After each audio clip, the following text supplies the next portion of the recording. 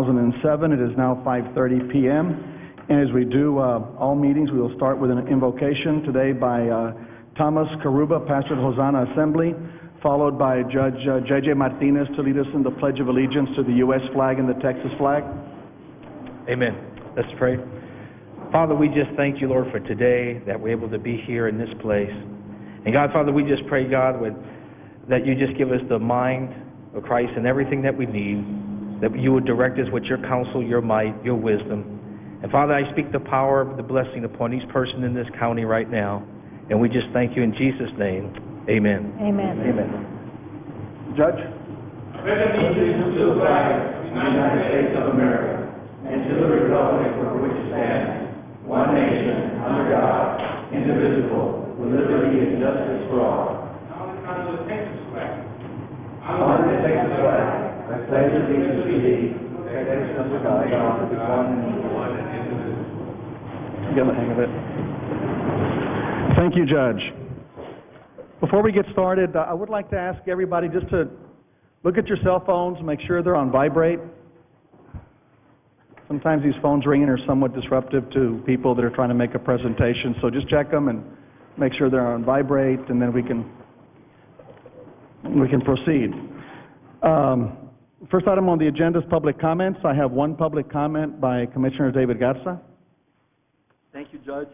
Judge and Commissioners, I'd like to take this opportunity, and I couldn't think of a better place to do it than here with you, Judge, and the rest of the Commissioners, to announce to the residents of Cameron County, more specifically to the residents of Precinct 3 of Cameron County, that after much consultation, deliberation, and discussion with my family and my closest friends over the last, 2 or 3 months, what I said 10 months ago when you came on and sat here for the first time as county judge was that I would join you at least for the next 2 years on this commission with God's help, and I still plan to do that.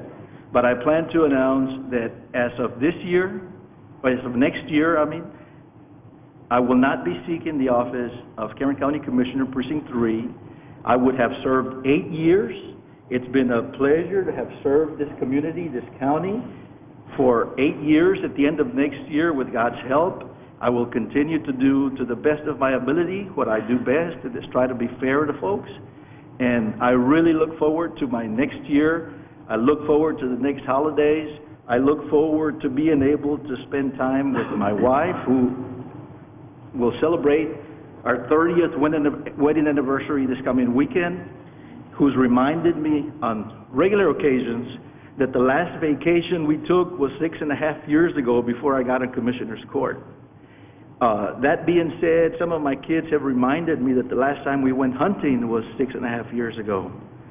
And that being said, the last time I gardened was about 6 years ago.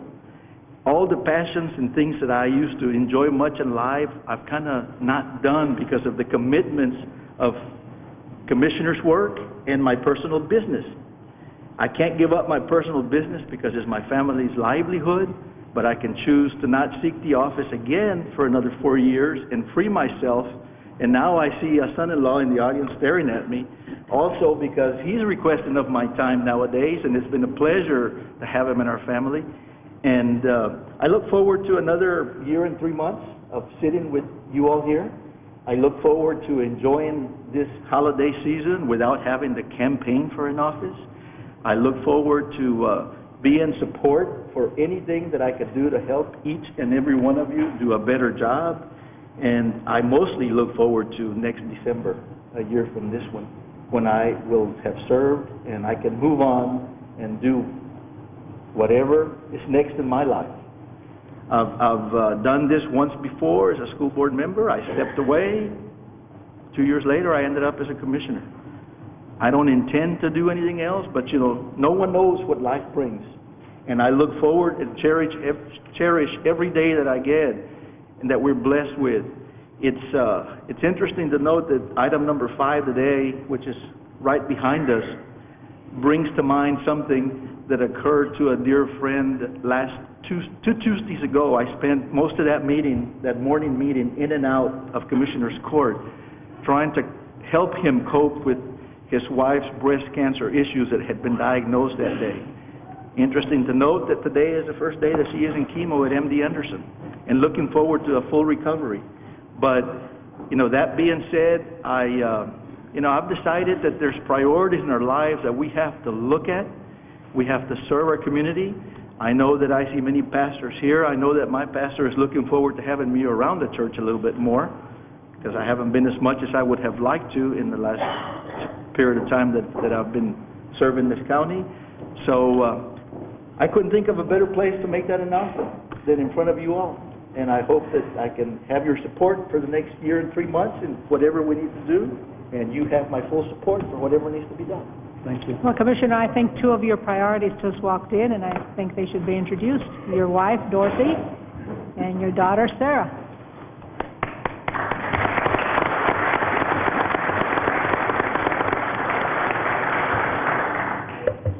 And Rob, my son-in-law, I better introduce him.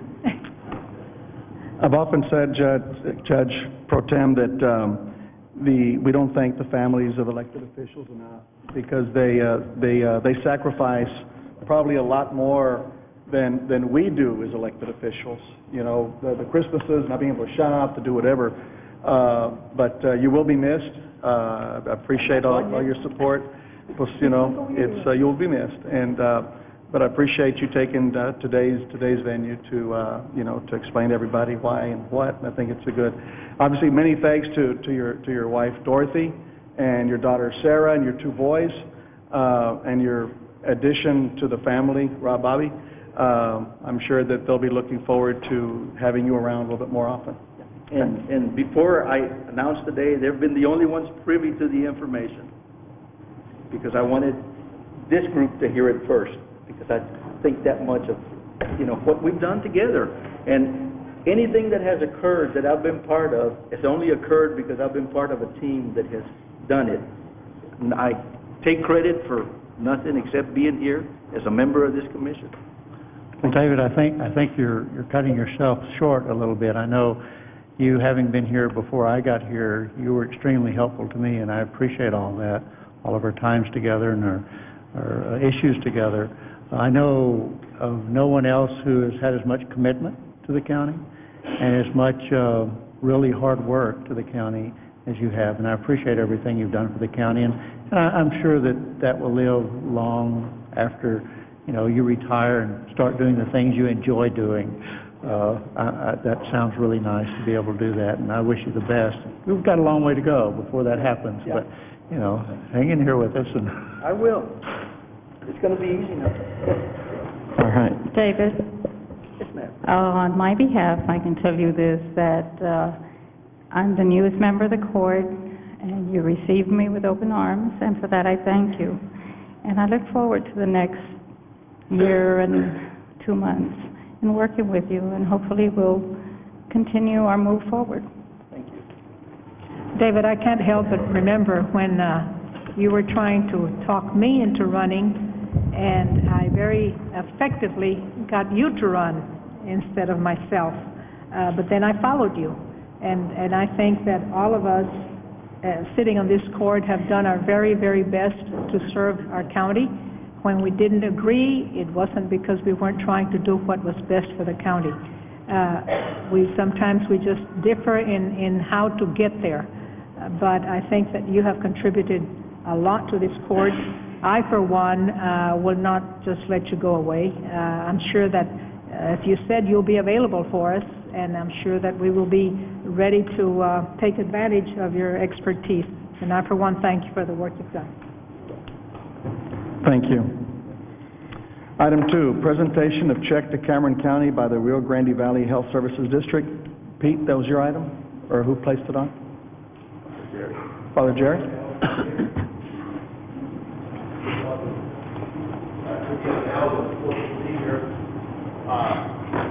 But I guess she's not coming.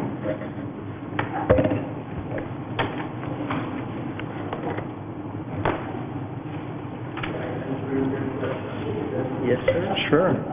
Thank you. Is this the check? Awfully thick. Not the check. You're going to hear us before you get the check. Thank you, Mother Jerry.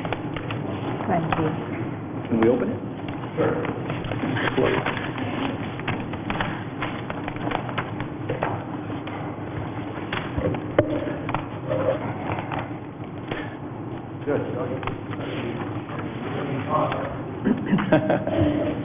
I think this goes over to Rob or our treasurer. Is he here? Rob, you want to take it? Judge, that's a check for $565,000 and... 133 and no cents. Okay. Thank you. It comes with some recommendations from the health district. As you know, we were entertaining proposals from nonprofit entities dealing with health care to the poor when we went into dissolution. But we would like to pass on to you what we would have done had we been in existence a little bit longer. We were recommending that the monies, the tobacco settlement monies, be used for different nonprofits who are engaged in delivering medical services to the poor. The letter explains how we would like to see these tobacco monies dispersed. $209,125 to Su Clinica Familiar, $71,000 to the South Texas Healthcare System. We were both over there celebrating 50 years of service this afternoon, and we know how much they need to continue to do the admirable work they've been doing over the years. $84,750 to Planned Parenthood of Cameron, Willacy counties. I have these proposals too, by the way. I can give them to you if you haven't seen them yet. I think maybe Yvette had them, and she probably made them available to you. If you haven't seen them, okay, I'll give you copies of the proposals. These are the way we graded them and gave them points and recommend them to you. Brownsville Community Health Clinic, $119,125. That's $90,000 less than Su Clinica Familiar because of the previous grant that the health district gave to the Brownsville Community Health Clinic. And then our RGSC is Rio Grande Search Committee looking for the psychiatrist, Mr. Wood, you and Rosie know about that project, and it's $16,000. That comes out to $500,000. We found out that there's another $65,000, which is why the check is $565,000. And so what we're asking you to do with the extra $65,000 is divide it two ways between Su Clinica Familiar and Brownsville Community Health Center, which are the two biggest entities delivering health services to the poor, both federal operations, but they need a lot of money. And shortly, Paula Gomez will tell you what kind of needs they have and explain, hopefully, how the monies and grants that they get from the county are so useful in leveraging much more monies to help our indigent population here in Cameron County. And then we held back $25,000 until we're finally done away with this all for ongoing expenses related to going out of existence. Basically, that's what the letter says. And then there's a little counting sheet here that I'm sure you understand a lot better than I do. And I'd like to have Paula say a few words about why it's so important that tobacco monies continue to be used for indigent health care needs as they have been done, thanks to you all and your vision and commitment over the last 5-6 years when the health district was in existence, because you have dedicated all your tobacco settlement monies to providing services to the poor. And that's a commitment that we want to talk to shortly after Paula talks, a commitment hopefully we can encourage you to maintain into the future.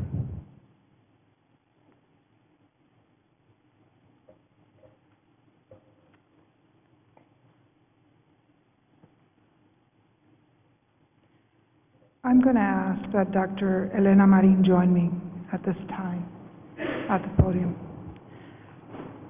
I want to start out with just saying thank you again for the $90,000 that you so graciously approved through the Health Services District before. We're up and running in Port Isabel, and so far I haven't heard any complaints other than they'd wish we were there more often. We just brought on another provider, so that's definitely going to help.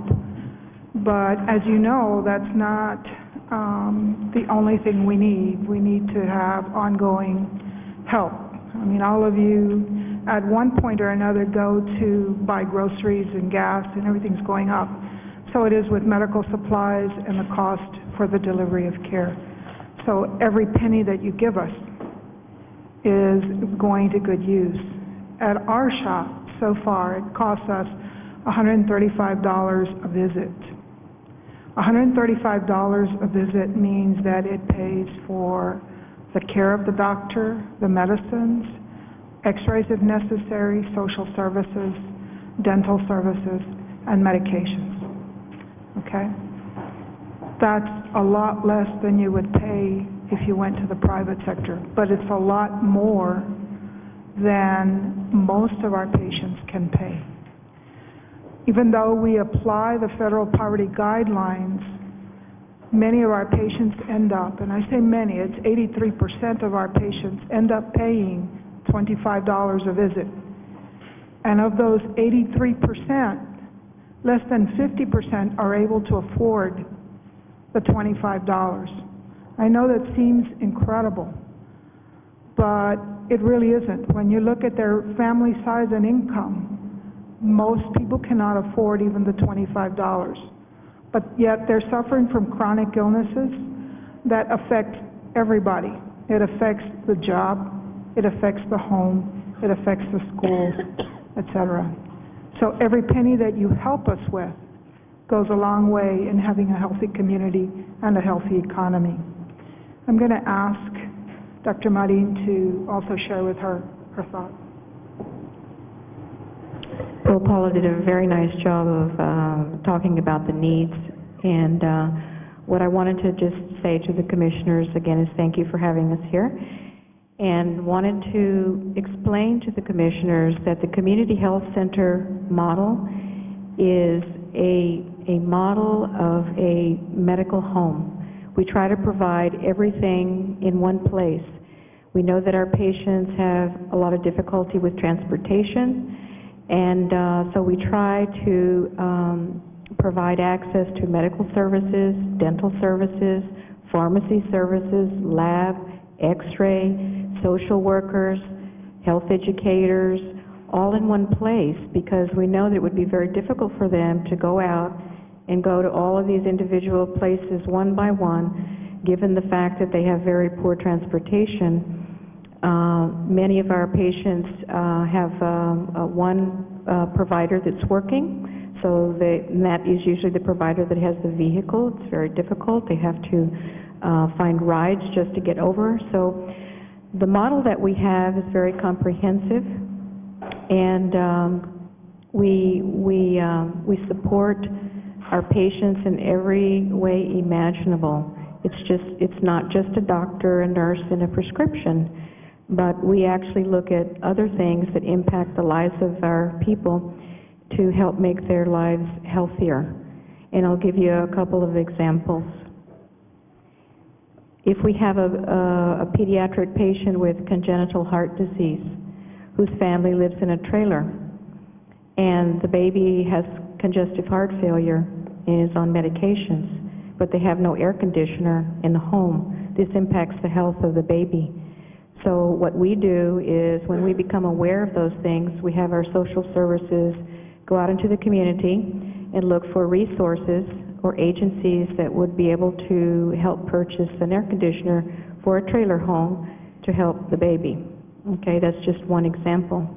Occasionally, our patients need to have, it's not available in Cameron County, but they don't have the money to travel by bus outside of the valley, and our social services fund helps to support transportation. So these aren't ordinary things that you usually see, but they're very much needed to take care of the families that we serve and to promote a healthier community.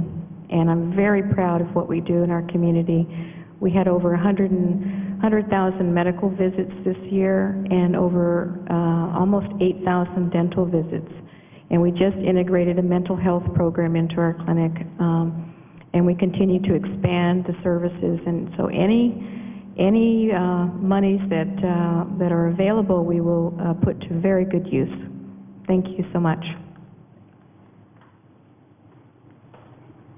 Thank you, Dr. Marin. Thank you, Paula. Thank you, Father. Judge? Judge and Commissioners, my name is Juan Jose Martinez. I'm still the president of the Clínica de los Pobres, la Clínica de Madre Teresa, the clinic that Paula and Father Franks called Brownsville City Clinic. The stories are horrendous as board members. But before I proceed, I want to apologize to Commissioner Garza, because I hope it wasn't anything I said. I told you you're becoming very famous and popular because you have an opponent, and then I hear you're not running anymore, so I hope I didn't say anything out of line there. Absolutely not. Okay, thank you, then I feel better now. At this point, I'd like to introduce a couple of board members. I invited everybody, but everybody rejected me except Dr. Otero. Are you here? Dr. Otero? Well, he was here, so he kind of rejected me with his tongue as he left. How about Mendoza, Roberto Mendoza, the attorney? Is he here? Come forward, Mr. Mendoza. Come forward. We could be here all night telling you about sad stories, and there are two that make me very, very crazy here. There's a Vietnam veteran that went to our clinic to get help. We couldn't help him. We couldn't help him. We didn't know where to send him. It used to be that it was very easy for us. We sent him to Galveston. And I say this without any arrogance or presumption, where my son, the doctor, is. But now we can't because we don't have the money. There's a young man that went out there with a horrible type of, I don't know what it was, his face was swollen. He didn't have the $25, and before we, Paulita and the rest knew about it, one of the secretaries kind of sent him away. He said, well, go and get your $25 and then we'll talk. And there's hundreds of stories like this, and then they're really sad.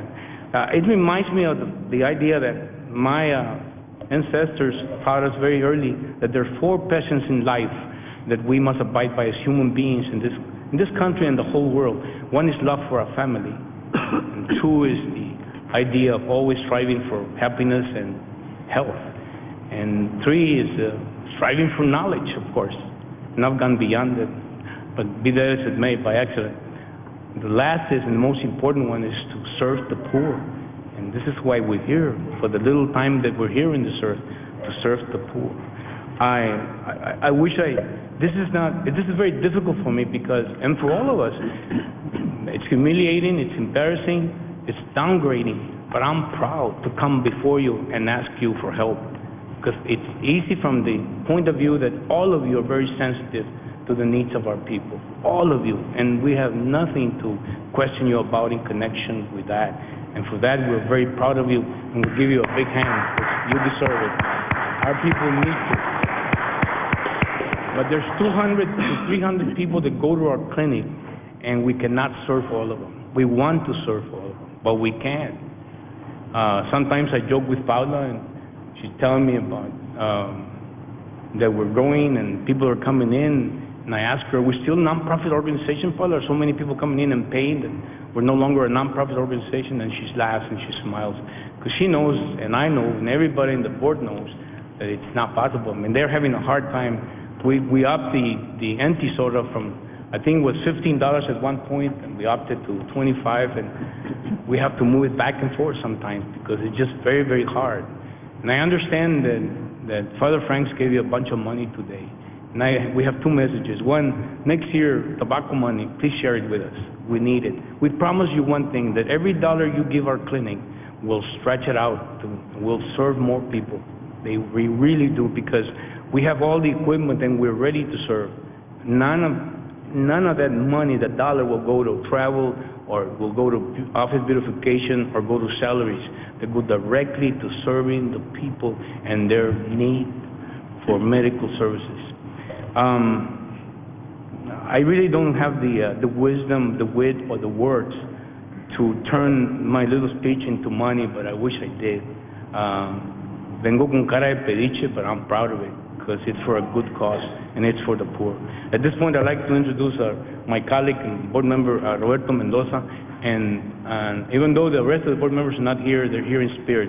Even Sister Phyllis fell back because she couldn't make it. But here's Roberto. Thank you very much. Judge, Commissioners, there's not much for me to say. Everything's been said. It's been very eloquently put. The need is there. I'm just asking that this commission and this court continue to support our clinic. There's been a lot of success in it, and where every month that we meet, we're faced with the same problems of funding, but with your help and support, hopefully, we'll make this year a better year. Thank you. By the way, he's a Vietnam vet. My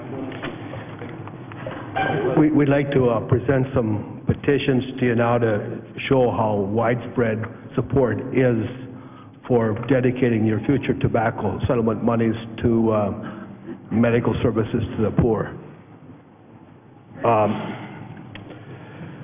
There's between 10,000, some 10,000 plus signatures here requesting that. I've got another 290 from Rosie Cavazos this afternoon from su Clínica Familiar, and Paula has another 150 or so, and I don't know if we included Father Alfredo Garcia from Queen of Peace's 360 in there or not yet, but anyway, these are the petitions. Let me read a statement relative to this. Would the people from our churches, from the parishes, and from Valley Interfaith please stand up for a moment? Okay, thank you. Okay, gracias. Honorable Judge and Commissioners, we have here over 10,000 signed petitions which request you to maintain the county's commitment to the last 6 years, more or less. I'm not really accurate perhaps on that. I don't know how long the health district has existed, but say more or less 6 years. In dedicating during that time all of its tobacco monies to indigent health care needs. So we're asking you to continue the commitment to dedicate the present and future tobacco settlement monies for direct primary and specialty health care services to the poor. This petition furthermore requests you to send out RFPs like we did this year and like Hidalgo County Commissioners Court is doing at the present time for such services annually to local health care providers and then reward the best proposals. We talked about that. You and I did one time, Commissioner Garcia. You had some worthy causes that you were going to recommend. So we want to give you an opportunity to, during these last months too, to make those kinds of things happen. We recommend that you appoint an advisory committee of 5 persons, 1 per each of you, including the judge and the 4 commissioners, with the task of working through the appropriate county office or agency, maybe Vet Salinas' office, to send out RFPs annually, and then have the actual proposals evaluated and ranked. And finally, the committee would send their recommendations to you for your consideration and actual funding. If the monies we're returning to you today have been already absorbed into your projected budget for next year, I guess not projected, passed upon, then we urge you that if that can't be undone in any fashion for the next fiscal year, to return to the former commitment of all these tobacco settlement monies to health care projects for the poor. You know, Judge, I distinctly recall your meeting with 500 Valley Interfaith delegates during the last campaign at a time when we were looking for even more monies for indigent health care needs. And over and above the 8% from the county budget, over and above all the tobacco monies, you committed to doing all you could to find extra monies to even increase beyond the tobacco settlement monies. Do you recall that meeting? That's correct. Okay. I still stand by that. At that time, so you expressed great awareness and compassion for the people's health care needs, and we trusted your words. And we trusted your words we heard today, too, expressing your concern about this issue over in Harlingen. So Commissioners, this is a very reasonable petition, we believe. We're only asking that you stay the course and maintain the commitment of several years now. It would very much please us to hear you pass a motion to grant our request for the use of future tobacco settlement monies and set up a committee to work with you on its implementation. In Hidalgo County Commissioners Court this morning, they set up that 5-person committee. And so they didn't choose a specific person, but they committed to doing just that.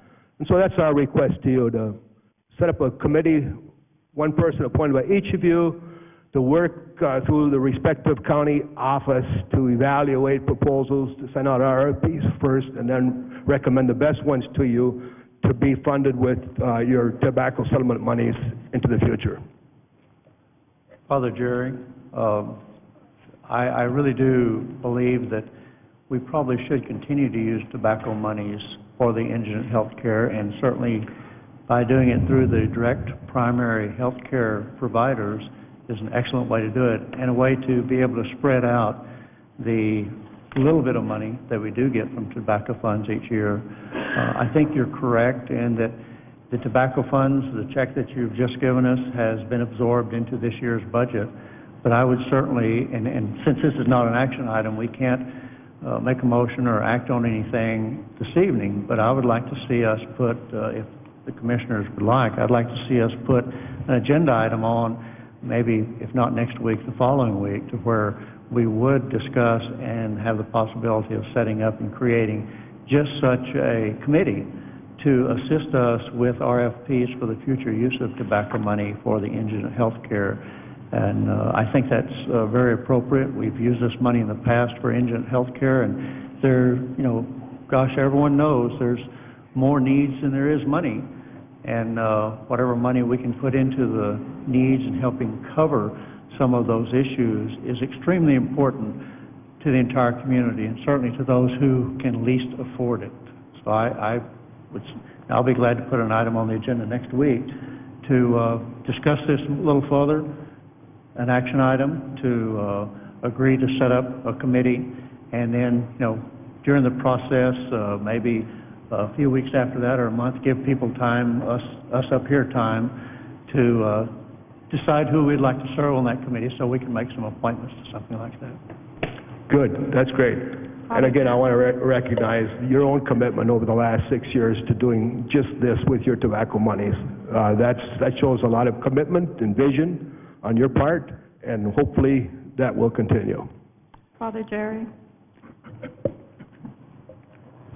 I just want to let you know that on my behalf and those residents of Precinct 1, I'd like to thank you and Valley Interfaith for not giving up and bringing forth to light all the needs of our people. And I have not made a commitment because obviously my husband was a commissioner, but I can tell you that as long as I sit here, you have my commitment that I will stand up and try my best to see that those needs are met with the help of the Commissioners Court. Appreciate that very much.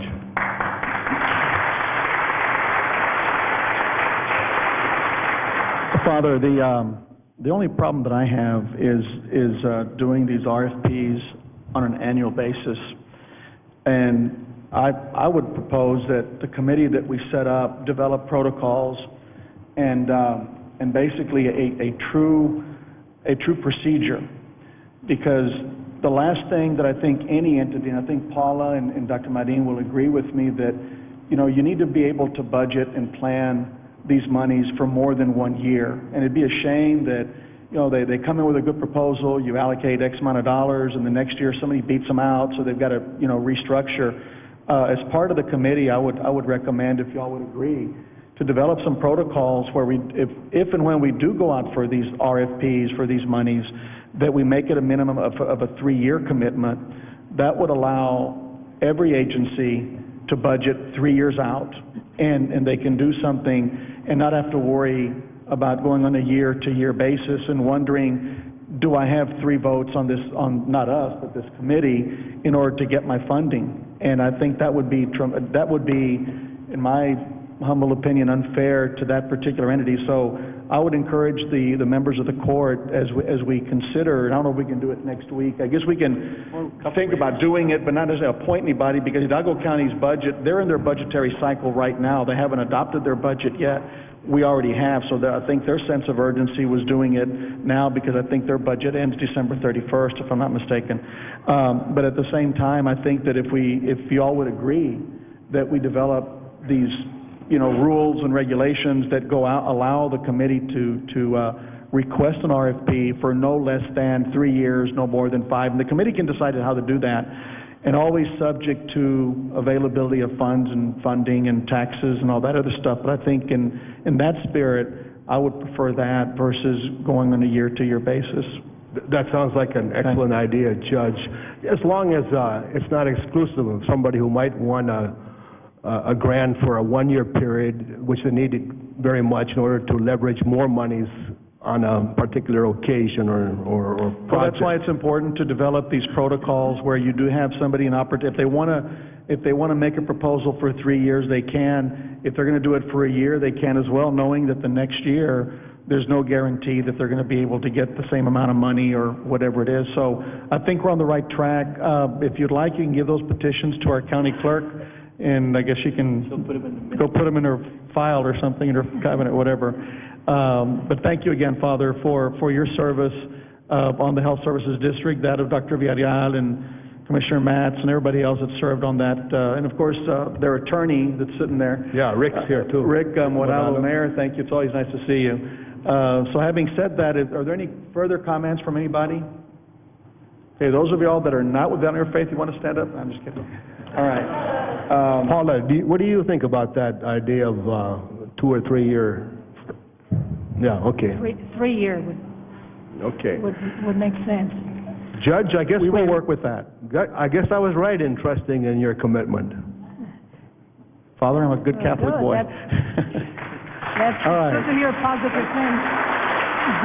Let me hear a motion to acknowledge the receipt of the check, his correspondence, and the petitions, and then we'll have an item on the agenda either next week or week after, whenever, to at least come up with a concept of a committee. We can do that, okay? So, second? Moved by Commissioner Gatsa, second by Commissioner Tamayo. Yeah. All those in favor signify by saying aye. Aye. Is there more discussion? I think there might be discussion on the left side of the commission. Okay, well, I'm sorry, she cuts in. Okay, discussion. You want to say something? Go ahead. Okay. No, I think all of you, and I see Brother Albert over there, I've worked with him before in Harlingen. I think everyone in this room, hopefully, I hope you believe this and understand for a fact that everybody sitting up here cares deeply about those most in need. I think all of us have shown that. We have a commitment to it. I'm glad, where's Father? Where did he go? I'm glad he made the statement that he does understand that our judge had that commitment and that he kept that commitment. I had no doubt that the judge or any of us up here would not make that commitment and keep that commitment. A lot of times we might differ on how to get from A to B, but the one thing that I am 100 or 200% sure of is that everyone on this court cares deeply about those most in need, and each and every one of us tries our very best to get there. And I think I applaud the judge for coming up with a structure that he's advocating for this committee. I think all of us know that all of us go out and try and even get more help. We have help from the University of Texas Science Health Center in Houston that's helping us with a mobile unit, a telemedicine mobile unit that will be on 281 hopefully within 2 weeks starting in La Paloma. So we all go out and try and get as much help as we can because we all know that there's not enough money in the budget for everything that we want to do. So I had to mention the University of Texas Science Health Center in Houston because they're being extremely kind to us in getting grants and helping us in this area. In the rural areas, that's what they focus on. Thank you for being here. All right. Look forward to more discussions. We had a motion, a second. All those in favor signify by saying aye. Aye. Any opposed? Item carries. Thank you all. If y'all would like to, you can stay or you can, I bet you would. Thank you, folks. Take care. Thank you all. Stay well.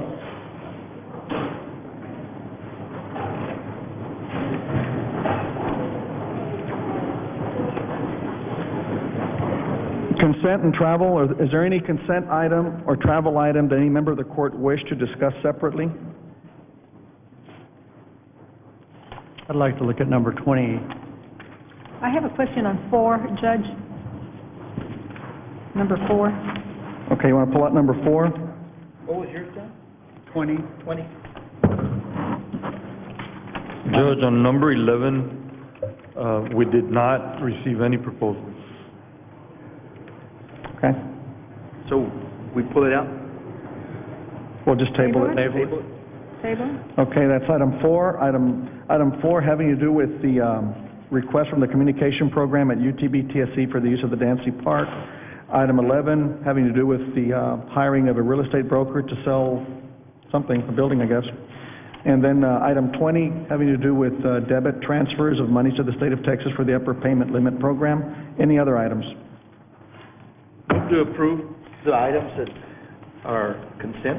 Motion to approve items Second. 3 through 20 and travel items 21A through L, a second by Commissioner Tamayo. Just let me make a comment. I mentioned Pete today. You know, we're either going to follow our agenda request form or we're not. And there's some departments that do a great job in submitting their agenda items. Others leave everything blank. So I think we as a court need to decide, are we going to ask Pete and the budget officer to stand firm if an agenda item request is incomplete, not filled out? They're being asked to make we're being asked to make a lot of assumptions. There's some travel items here that don't indicate whether there's money in the budget or not. And we just made a motion a second to approve them, but the documentation is not complete. And I believe that we're either going to fish or cut bait. So I would suggest that we ask our county administrator and our budget officer, if these agenda items are not complete, they need to be sent back until they are complete. Any opposition? I don't have a Well, problem. one way to enforce that is to pull the ones that aren't complete and table them till they are complete. Well, then we can do that now, or do you want to wait till next week? I don't have a problem with Attention pulling to out the- whatever's... Okay. When I see an item on my agenda, we've been through this. I know, but this is You the know, I second mean, or it's third like- time since I've been here. If it's on the agenda and it's signed up for, everything's been done. Is Javier here? The way I see it. Which items are not complete, Javier, on the travel part? And I briefly spoke with Javier earlier. Okay, item 21C.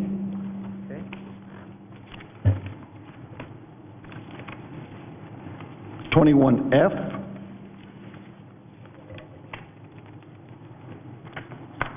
Now, some of them are partly completed, some are not totally completed. I'm just bringing up that have no documentation in terms of approval. I believe on some of them, when they're submitted for the agenda, if they bring, some departments will send the original or a copy for signature, then get it back, and then make copies. Some departments bring the whole stack of 15 copies already put together. But some of these don't have any, right, anything. But the original will have the signatures, and the rest are normally... Well, why can't we make copies of the original and put that in the packet?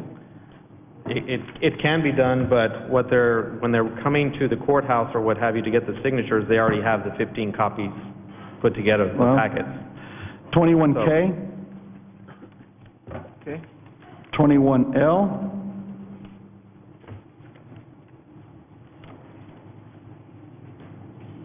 That's it. My motion excludes C, F, K, and L on 21. Okay. And they just need to fill those out, Javier? I mean, they'll, they say the amount expended, but they don't indicate whether they have the money in their budget or not. On these, actually, these should have my signatures on the original copies. Well, but we don't one of get the that. things, yeah, correct. Well, you know what, table them for a week? The signature doesn't necessarily say, especially like with the larger departments, say for instance the sheriff's department, to where every week or every other week there's a travel item for officers or somebody going to a particular place. I can look at the budget at that instant in time, and it may show that there's funds available, and I can sign off on it, but for the past 3 weeks, there may have been trips that have been approved, but say there's no purchase orders that have been issued because the travel is at a future date. So when the budget comes into place, is when they go to the auditor's office and try to get the PO for that travel, that's when it'll stop it if there's no funds available. Because especially the larger departments is where I can't keep track of all the travel that hasn't been approved for the past 6 months, but they get it approved ahead because it's going to show that funds are available until they get the purchase order. And the only thing that what I'm suggesting is that if we have a policy to do this, then we're not Correct. following the policy. If the court wants to change it to adopt your rationale, that's fine. We just change the policy and say, you know, it's okay because the PO, whatever, everything you just said. Correct. So I don't want to violate the policy. We just follow what we have. If it's not working, then we change it. And then you need to come up with a recommendation as to how we can change it. If this policy is adopted, everyone's supposed to sign off on it because we were having some problems some years back. So they're either approved or not, and I can't tell by looking at this whether you've approved it or not because nothing is signed. We don't know if it's budgeted. I mean, we have all kinds of things on here. Auditor hasn't signed off, budget, personnel, whatever's applicable.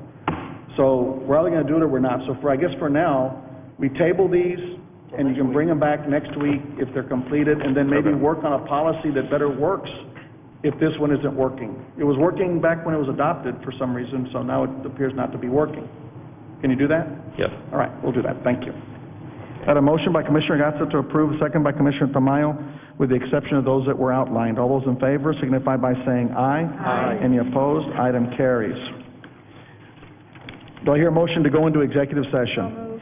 Moved by Commissioner Tamayo, second by Commissioner Gatsa, to go into executive session to discuss 5 or 6 items. 5 items. Item A, discussion and consultation with delinquent tax attorney on bids received at the March 6, 2007 tax resale for properties struck off to Cameron County for itself and other taxing jurisdictions. Item B, confer with Commissioners Court Legal Counsel concerning a claim of Timothy R. Floyd for discussion and possible settlement pursuant to Code Section 551.0711A and B. Item C, confer with Commissioners Court Legal Counsel concerning waiver or protection of confidential information in accordance with the Texas Disciplinary Rules Professional Conduct, Rule 1.05 and Rule 1.12, on a matter in which the duty of the attorney to the governmental body under the Texas Disciplinary Rules of Professional Conduct of the State Bar of Texas clearly conflicts with this chapter pursuant to Code Section 551.0712. Item D, confer with Commissioners Court Legal Counsel concerning possible declaratory judgment, action, and authorization to file a brief with the Attorney General's Office in RQ 0629-GA concerning the creation and funding of the 444th and 445th Judicial Courts on a matter in which the duty of the attorney to the governmental body under the Texas Disciplinary Rules of Professional Conduct of the State Bar of Texas clearly conflicts with this chapter pursuant to Code Section 551.0711A. Lastly, confer with Commissioners Court Legal Counsel concerning Cameron County versus BFI Waste Collection and others, cause number 2005-07-3905-A, BFI Waste Services of Texas, LP, and Waste Management of Texas, Inc. versus County of Cameron in the 13th Court of Appeals, Corpus Christi, Texas, cause number 13-06-623-CV, and BFI Waste Services of Texas, LP versus County of Cameron and Red River Service Corporation of Texas, Inc., case number B-05-279, for discussion of settlement terms concerning Red River Service Corporation pursuant to Code Section 551.0711A and B. Last week, we did our meeting. Commissioner Benavides, second by Commissioner Gatsa. All in favor signify by saying aye. Aye. Any opposed? Item carries. Item A, discussion and consultation with delinquent tax attorney on bids received at the March 6, 2007 tax resale. Do I hear a motion to acknowledge report of our delinquent tax attorney? So moved. Moved by Commissioner Benavides, second by Commissioner Gatsa. Any discussion? All those in favor signify by saying aye. Aye. Any opposed? Item carries. Item B, confer with Commissioners Court Legal Counsel concerning claim of Timothy R. Floyd. Do I hear a motion to table that item? There was no discussion. So moved. Moved by Commissioner Tamayo, second by Commissioner Benavides. Any further discussion? All those in favor signify by saying aye. Aye. Any opposed? Item carries. Item C, confer with Commissioners Court Legal Counsel concerning waiver or protection of confidential information in accordance with Texas disciplinary rules. Do I hear a motion to acknowledge report of counsel and to proceed along the terms and conditions as discussed in executive session? So moved. Moved by Commissioner Gatsa, second by Commissioner Tamayo. Any further discussion? All those in favor signify by saying aye. Aye. Any opposed? Nay. Nay. Item D, confer with Commissioners Court Legal Counsel concerning possible declaratory judgment action and authorization to file a brief with the Attorney General's office. Do I hear a motion to acknowledge report of counsel? So moved. Moved by Commissioner Benavides, second by Commissioner Tamayo. Any further discussion? All those in favor signify by saying aye. Aye. Any opposed? Item carries. Item E, confer with Commissioners Court Legal Counsel concerning Cameron County versus BFI waste collection. Do I hear a motion to reject settlement terms as presented? So moved. Moved by Commissioner Gatsa. Do I have a second? Second. By Commissioner Benavides. All those in favor signify by saying aye. Aye. Any opposed? Item carries. Please note Commissioner Tamayo was not present at these discussions. Thank you. Let's go back to the consent items that were pulled out. Item number 4, consideration and approval of request from the communication program at UTBTSC for the use of the Dancy Park by the Gateway Bridge on October 24, 2007. Commissioner Tamayo, I think you wanted that one pulled? I want to ask our county administrator, is there some liability that we might have here? Because I looked at the background information, I couldn't tell. No, I'm not sure what size of crowd they're anticipating, but, you know, during that time, and that, I believe that's on a Wednesday, we have security guards that are available. So we work with, City of Brownsville sometimes sends their traffic patrol out there, so we have security out there that will be out there in the park. Okay, I just wanted to ensure that we have security. Do I hear a motion to approve? Motion for approval. Moved by Commissioner Tamayo, second by Commissioner Gatsa. Any further discussion? All those in favor signify by saying aye. Aye. Any opposed? Item carries. Item 11, consideration and authorization to open the following bids, RFP, RFQ for real estate broker agent, RFQ number 07093. Would I hear a motion to table, acknowledging that we did not receive any bids? So now, what do we do? Moved by Commissioner Gatsa, second by Commissioner Tamayo. All those in favor, so by saying aye. Aye. Any opposed? Item carries. Where do we go now? This, you're talking about the Harlingen Annex, right? Right. So I guess we can, you know, if we still want to sell those properties, you know, we can, you know, do it in-house, just advertise, follow the proper procedure. You know, we can also directly go to a realtor Can and we go to a contract with realtor? them. Yes, we can. That's part of the legal. Yeah. There was some discussion, or something that was brought to my attention regarding the DA needing some temporary space to house some folks. Did you ever get a chance to visit with him, Pete? Yes. Okay. You might want to bring a proposal back, maybe in a couple of weeks. He's requesting that if we don't sell it, at least maybe him and his staff can use it for a period of time until they get resituated. Okay. Well, I'll get with legal and get the proper wording for an agenda item, and I'll do that. Okay. And I think we should pursue just hiring someone to market that property for us, a real estate agent. Well, but the dilemma you go into is who do you hire and I mean, why, I mean, that's the issue. Who do you give it to?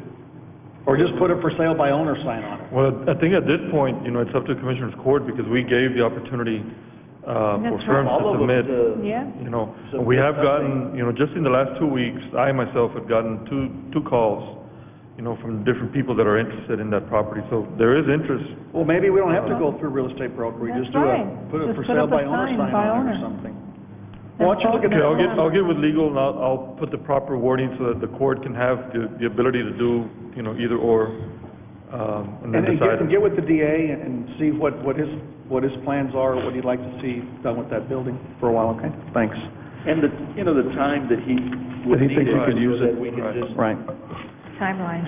Okay, item 20, consideration and possible authorization of debit transfers of monies to the state of Texas for the upper payment limit program. Commissioner Wood, that was yours. Thank you. I asked that we pull this out. I wasn't aware of whether or not y'all were aware of the Austin American-Statesman's news article last Thursday, October the 4th, where the State Department of Health and Human Services and the federal government has some issues about the upper payment limit program in the state, not with us, but in the state. And one of the indications here, or one of the statements reported in the newspaper, a quote from Stephanie Goodman, who is the spokeswoman for Health and Human Services, indicates that the state will not be applying for the payment schedule for October. I don't know what that does to our plan and our program. I don't know. Sylvia? I put this on the agenda, Judge and Commissioners, just to get authorization for the process of using the debit through the bank for any transfers that we will make. It's not for a specific transfer yet, because we are still waiting to transfer the monies, and from what I've been told, it's on hold right now. We won't transfer this quarterly payment yet until the state comes back and tells us they're ready. And then I guess my question is, if it's on hold, how are we accommodating the payment to people continuing to provide services to the indigent health? Well, I was speaking with Eric Weatherford today, and he said Valley Baptist, and they are here today, so I think if you have any questions for them, but from what I understand, that they're still going with the program of providing the services to the indigent. So there's not going to be any disruption of services? They're providing what services? Like the other gatekeepers, are they reimbursing them?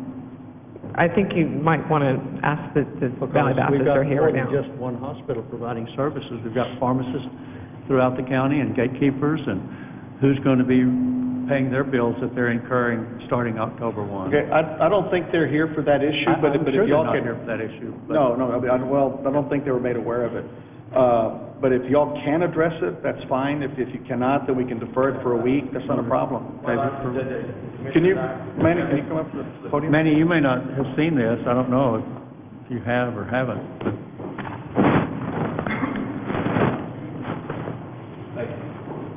Yes, as a matter of fact, Dave forwarded this to us last week, and we received information that, in fact, the government and the state and federal governments were both looking at the UPL programs. It's my understanding, though, based on information that came out this past Friday, is that they're going to be looking at these programs on a case-by-case basis to make a determination as to whether or not all of the T's were crossed, I's dotted, et cetera, in regards to the model the different models that are being used across the state right now.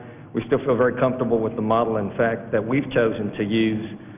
We think it will pass muster. Unfortunately, we're almost on a wait-and-see basis in regards to what the state's going to do.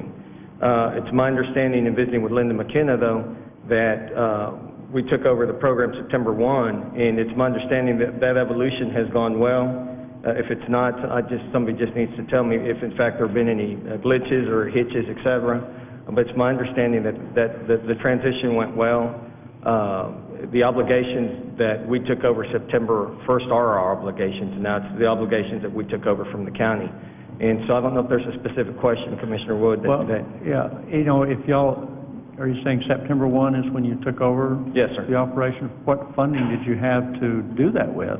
The way we're looking at this is it's our financial and legal obligation, since, in fact, we have the agreement with the county, and so... But the agreement said, we were going to be sending money to the state, money was going to come back for y'all to pay for these things. Right. And you're telling me that y'all are going to pay for them anyway, even though money's not gone to the state and may not go to the state. That's right. If that happens, we're probably going to need to look at this again to see whether or not most likely. We don't want to jump the gun on this deal. Obviously, if the state's looking at these on a case-by-case basis, it's our hope that, in fact, the model that we've chosen to pursue will pass muster with the state. And I think it will, because, in fact, what that article refers to is a model that we talked about, y'all talked about, that you're not pursuing, because that's the one that's being looked at now by the feds in the state. That's right. You're looking at the clean model, which y'all are not putting any money into the program, expecting to get anything back. That's exactly from right. UPL funds. Right, that's exactly right. So my question is, and I guess you've answered it, y'all are paying the bills. They're fronting the money. Of everyone being... Right now, and as I understand how the claims process works, I'm sure there's a lag. Let's say that a service was provided September 1 or September 2nd, for instance. There's going to be a lag in the time that the claim is actually submitted for payment and then the payment's made. I think that's just the process of a claims processing, claims payment. So we just hold on to our 8% until something is settled with the state and the federal government? It's our obligation, as per the agreement that we have with the county, to pay for those claims as they come through. And so that's the risk that we've taken in regards to this particular program and the agreement that we have with the county. That helps me understand it better. And Commissioner, if in fact it gets to the point where, let's say that they key in on our particular program, if there's an issue in regards to CMS approving our program, our model, and obviously we'll come right back to the Commissioner's Court and deal with it. We'll just figure out a way how to deal with that situation. Well, I think if the state gets back into the program and gets everything put together, that y'all won't have any problems, the way your model is set up. That's our hope. That's our hope. Absolutely. And this agenda item is merely to given the authority to transfer the funds, right? Well, it's not the authority to transfer the fund, it's the authority to use the debit procedure to transfer the funds when the time comes. The procedure. It's a Right. process. Yeah. I hope that answered the question.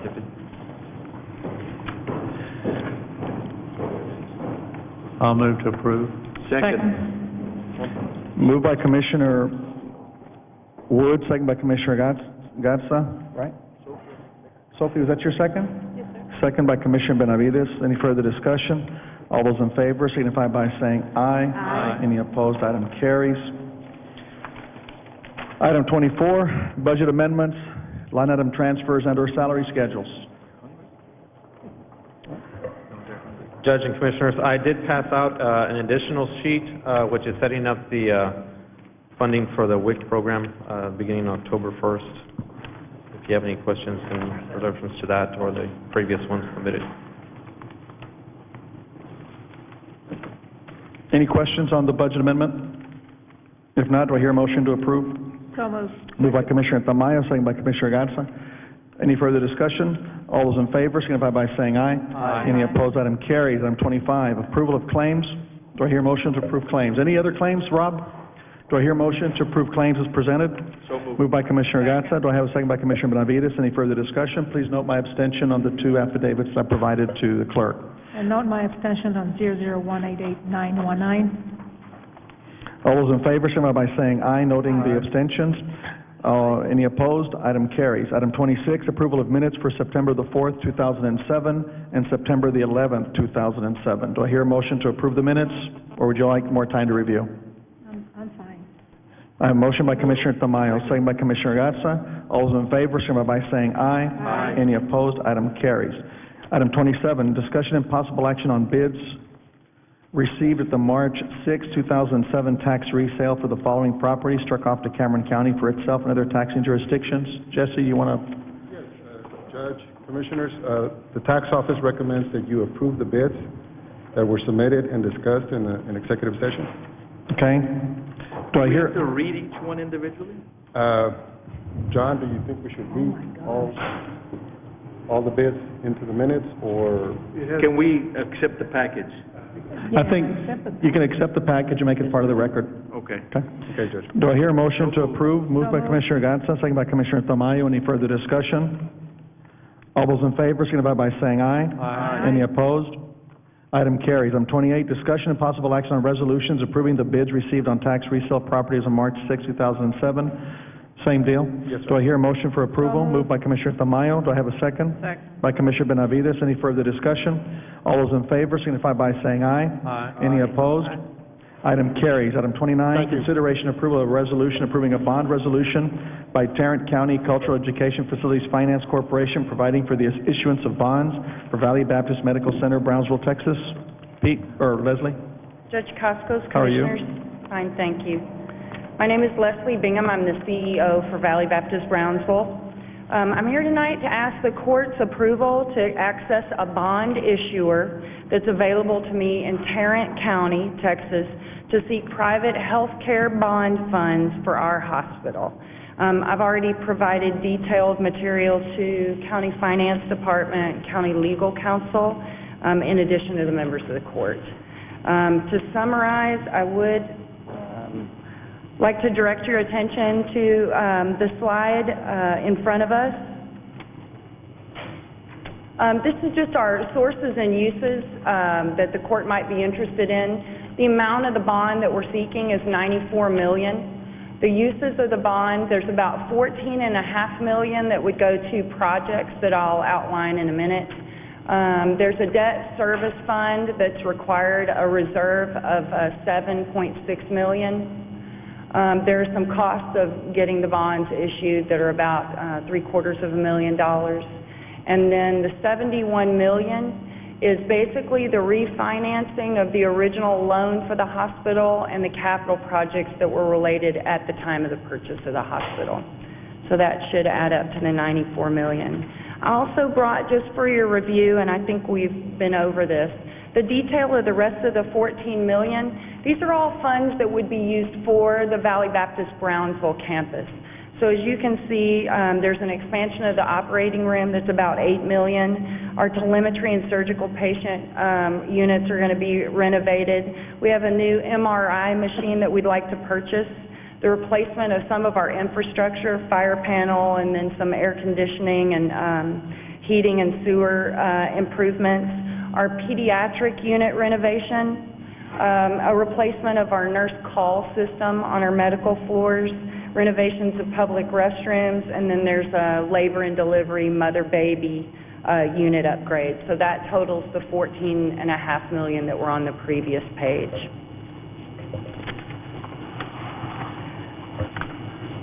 If the court has any other additional questions about this, I'd be happy to answer them. I think we've presented a draft resolution for your approval.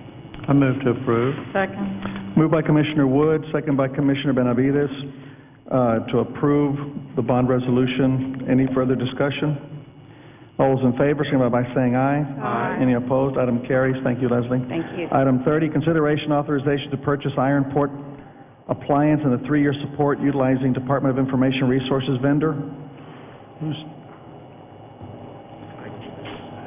Commissioners Court, County Judge, good evening. How are you doing today?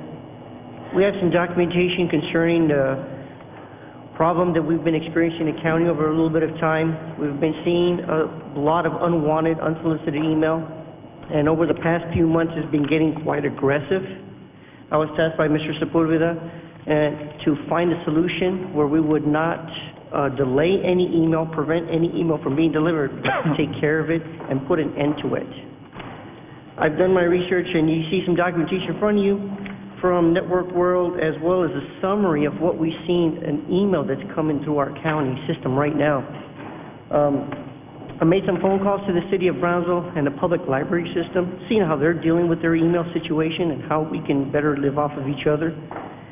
And they presented a couple of ideas for me, and I did my own research as well, and that's where I came up with this Network World article about the iron port system. This system has worked in effect for approximately a week and a half now. We've filtered over 2 million emails, unsolicited, that haven't even made it to the inbox, while we've maintained a good, steady flow of email that's work-related and consistent without any problems. I realize it's pricey. Budget? That'll be from their maintenance line item. Okay. All right. Do I hear a motion to approve by Commissioner Gatsa? Second by Commissioner Tamayo. Any further discussion? This has been reviewed by legal and it's all okay, right, Sylvia? This has been reviewed by you all and it's all within our bidding processes and everything else. They signed off. Purchase and reviewed of. All those in favor, signify by saying aye. Aye. Any opposed? Item carries. Item 31, discussion and possible action regarding the status reports of the right-of-way acquisition for the following projects: Pimenta Road, Dixieland Road, FM 106, FM 511, and FM 732. Judge, Commissioners, you should have a status report for the projects in your packets. First project is Pimenta Road. This is a 103 parcel project that we've been working on. Of the 103 parcels, we're still negotiating with 3 parcels, 3 property owners.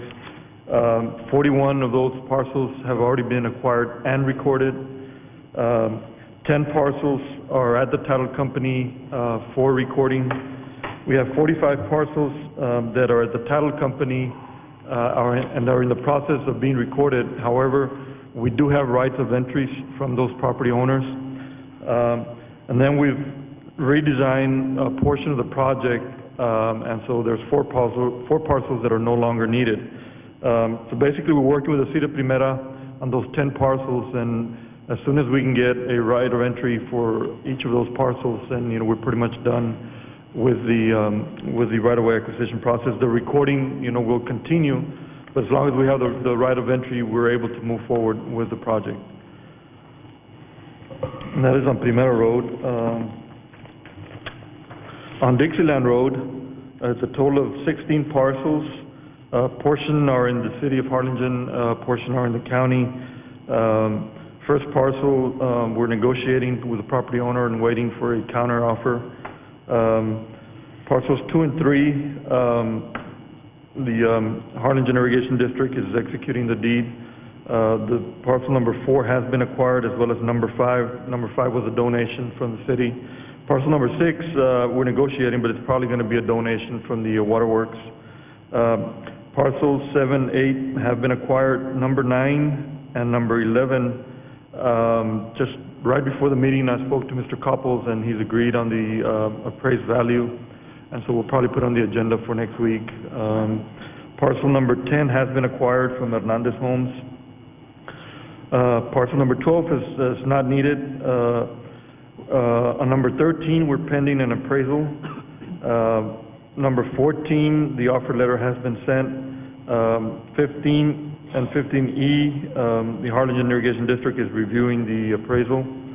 And parcel 16, we're negotiating with the attorney, but they should send a right of entry. So we're basically just waiting on one more appraisal report to come in, and we should be able to wrap this project up pretty quick. Next project is FM 106, or General Brandt Road. There's about 38 parcels. Parcel number 1, this was acquired through the subdivision process. Parcels 2, 3, and 4, we've got right of entries. 5 through 9 have been acquired. Parcel 10 and 11, we're working with the property owner on some drainage issue that she has, and she told us as soon as we can work out a solution with her surveyor, she'll sign a right of entry. So hopefully in the next week or two, we can take care of that. Number 12 has been acquired. Parcel 13, 14, we've got right of entries, and they're at the title company for recording. 15 and 16, TxDOT is doing a license agreement with U.S. Fish and Wildlife that's being reviewed at the Fish and Wildlife Regional Office in Albuquerque. Did they get that approved yet from the regional office? Not sure it's been approved. It has been reviewed, and it should be forthcoming. Parcel 17 has been acquired. 17 through 20, we've got rights of entries. Parcel 21 is no longer needed. 22 through 25, we've got right of entries, and it's also at the title company for recording. 26 been acquired. 27 and 35, we're working with the federal government getting an easement for those 2 parcels. 28, 29 have been acquired. 30, 31, we've got rights of entry. 32, it's an easement with Fish and Wildlife. And then parcels 33 and 34, working, as well as 38, working with the property owner's attorney, trying to get a right of entry. Parcel 36, we're negotiating with the new property owner. And parcel 37, working with a railroad company either to get a right of entry or a quitclaim deed. We're also working on the 8 easements that are required for the relocation of the gas line. And this project too, we're not too far from wrapping it up and TxDOT being able to let the project. FM 511, we just started working on this project about a month and a half. We've got rights of entry on 2 parcels from Mr. Golonsky. The parcels from the Brownsville Navigation District, I believe we're going to receive rights of entries. They're reviewing it. There are some corrections that are needed on the descriptions.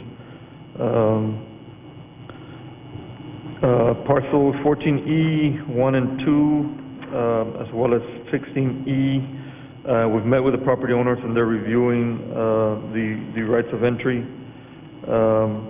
Parcel 22E and 23E, I've met with the property owner and they're also reviewing the right of entry.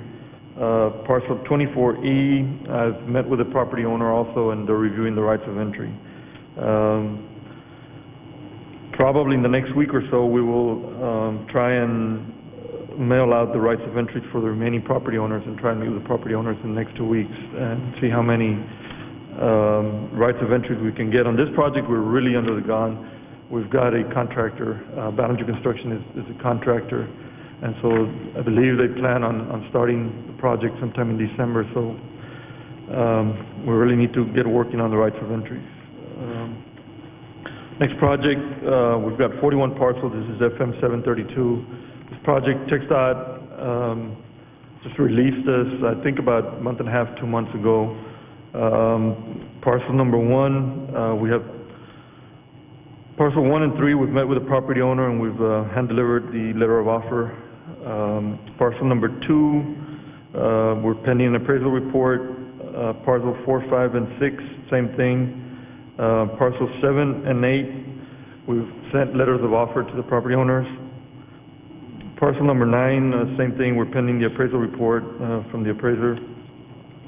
Parcels 10 and 11, the offer letters have been sent. Parcel 12 has been acquired.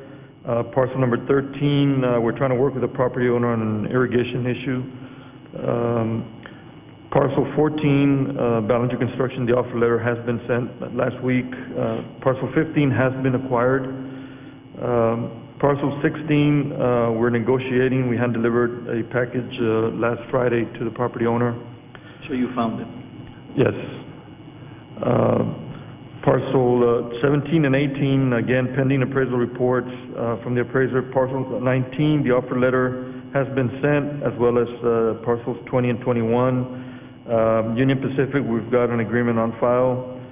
Parcels 20, 22, 23, 24, we're negotiating with the property owners. Parcel 23 is an actual relocation of a house, and we're working with the property owners. I believe that's going to be a smooth transition, and hopefully that'll work out. Parcel 25 and 26, we're negotiating with the property owners. 27 through 30 have been acquired, and 31 through 41, the offer letters have gone out. So we're primarily pending two property owners, one on parcel number 4, waiting for the appraisal, and parcel number 6, which is the same property owner, and then the irrigation district. So this one too is moving pretty fast. You know, it shouldn't be too long before we either acquire the right-of-way or we get rights of entry from the property owners. That's a report. I don't know if there's any questions from the court. Any questions? Move to approve. Motion by Commissioner Gatsa, second by Commissioner Tamayo. All in favor, signify by saying aye. Aye. Any opposed, item carries. Item 32, discussion and possible action regarding an amendment of the agreement between Cameron County and Aguirre Corporation. Pete? Yes, I believe you should have, we passed out copies of the revised proposal that Are you we have. okay with it, Pete? Yes, I am. Okay, any member of the court have any questions? No? Do I hear a motion to approve by Commissioner Tamayo? Second by Commissioner Benavides. Any further discussion? All those in favor, signify by saying aye. Aye. Any opposed, item carries. Item 33, discussion and possible action regarding the status of the Border Colonia Access Program first and second call projects. Okay, on the second call projects, the Encantada project, that's complete. Tierra Bonita 1 and 2, that is complete. Lozano, we have not begun that project. Lago is complete. Esparza Unit 1 and 2 is complete. Arroyo Colorado Estates is complete. Juarez is complete. Galpin, we've not begun that project. Olmito is about 25% complete. And Rutherford Harding, Laguna Heights is about 5% complete. We just started that project. And all these projects are on second call. So we primarily have 2 projects that are in progress and 2 projects that we have not begun.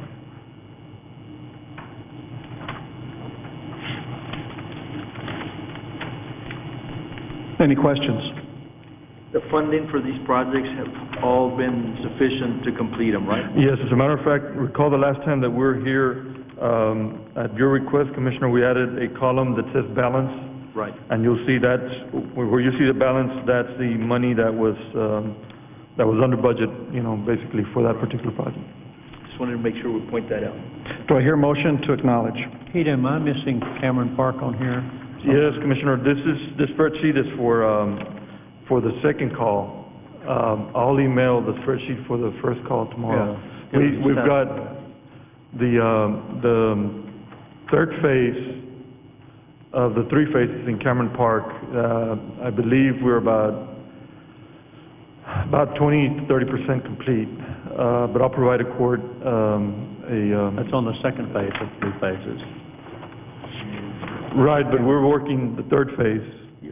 Phase three, but it's Right, yes. project. Yes. We've still got the other phase going. I believe we're about 20 to 30% complete, but I'll send that information to the court. And the third call on this, on the colonial projects, we've been visiting with the committee that I chair for the senator on this. There is an increase, and we've prepared a letter from our Department of Transportation already in support of the changes that they want to make to the program. And they're increasing the cost per mile so that we can accommodate some of the things that in the past we have not been able to. And those will be incorporated into the third call.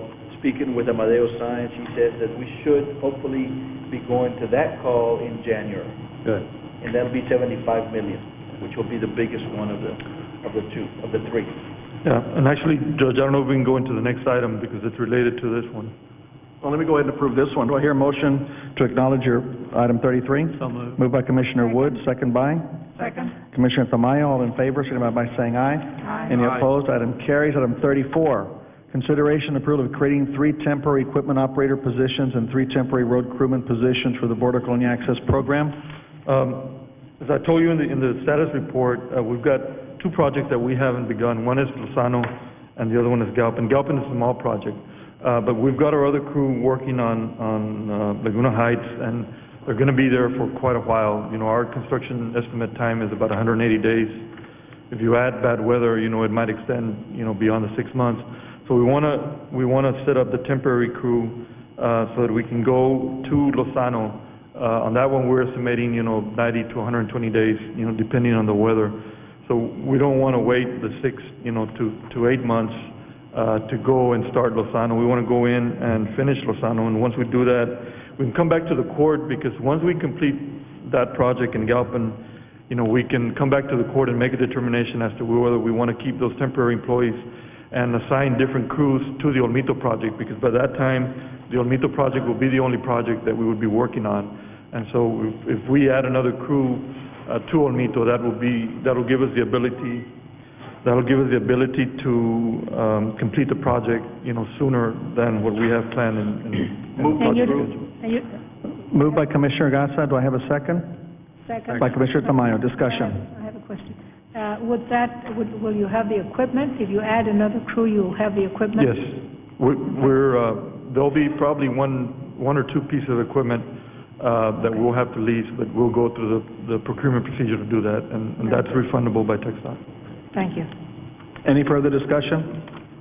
All those in favor signify by saying aye. Aye. Any opposed? Item carries. Item 35, discussion and possible action regarding the county, state, and federal legislative agenda. Judge, Commissioners, as you all are aware, there's been major discussion regarding the border fence and the different alternatives that are out there and how they're going to impact our areas. Tomorrow, Judge Cascos and some of you all are going to be in the Upper Valley. Senator Cornyn is going to be convening a meeting with different agencies at the federal level to come in and discuss how these options are going to impact the local communities. This is part of as a result of the letter Judge sent to Secretary Chertoff about 2 weeks ago. And so the meeting is going to be in the Upper Valley, and it'll be with the Hidalgo County delegation and Cameron County delegation. FEMA is going to be there, the Army Corps of Engineers, Homeland Security, and Senator Cornyn, and we'll be discussing the different options that are available and how we can tie in the levees, the Weir project that we're working on in Brownsville, and other projects along the border with the border fence. Just as an FYI, and I'm glad you brought it up, David, we're going to be flying over the Rio Grande River tomorrow, probably about 3 o'clock. I think it'll be Senator Cornyn, J.D. Salinas, Jeffrey Garza, Carlos Marin, I think, and myself. What I've asked the senator to do was to propose a moratorium on the wall until we get a study back on the effects, if any, that we would have if they redid the levee system from Hidalgo County on down. And he was, when I mentioned this to him Tuesday afternoon, he was very receptive to that. So basically just put a stop to the wall until we get a study back. And I think that's part of the purpose of tomorrow's flyover, to see what is it we need to do as a community in terms of getting our levees restored. And again, we go back what we've been preaching for the last 9 or 10 months. If the wall's not going to do any good if we don't redo the levee system. They cannot do the weir without the levee system. You can do the levee system without the weir, but you can't do the weir without the levee system being restored and upgraded. So I'm hoping that after tomorrow's meeting with them, I'm going to try to meet with them one-on-one and just ask for this. It's going to be up to Secretary Chertoff to say, yes, we want the moratorium, or no. I think it looks 50-50, but at least it's in discussions now. Whereas before, we couldn't get these folks to come down and even do a flyover with us. Now, they're all going to come down, and we're going to do a flyover. The meeting, I think, is in FAR City Hall, 4 o'clock. And that's at 5:15. And I've got a lunch scheduled with 4 to 5:15, FAR City Hall. With Commissioner Marin to kind of preface this meeting, and then the flyover, and then we'll have the regular meeting with everybody tomorrow afternoon. So I'm not sure where City Hall is in FAR, but I'm sure we can find it. FAR. Where? Okay, I'll find it. 118 South Cage. 281. One of the other issues that I think probably, even though this doesn't have to do with the wall, it has to do with the levee system, and that's the revision of the flood maps. And I know that Hidalgo County currently has a moratorium on those, and they're in the process of doing Cameron County's flood maps. While I was in New Mexico last week, apparently, I know Hidalgo County's jumped through a lot of hoops to get that stopped. Over there, they just made a request that a moratorium be put on it, their senator did, for a certain area of New Mexico, in the southern part of New Mexico, and they just stopped. They're not going to issue them until the senator tells them time to issue. I think one of our visits to D.C., that's when it was presented. It wasn't that, I don't remember it being that hard to do. I think those flood maps, when they came out originally, all of Hidalgo County was underwater. Yes. I mean, we're in And all of Cameron County. So we're still years away from ours, but I think in the interim, I think you're right. And FEMA will be on hand tomorrow, because all of this ties in together, you know, the levees, the flood maps, and the wall, obviously, you know.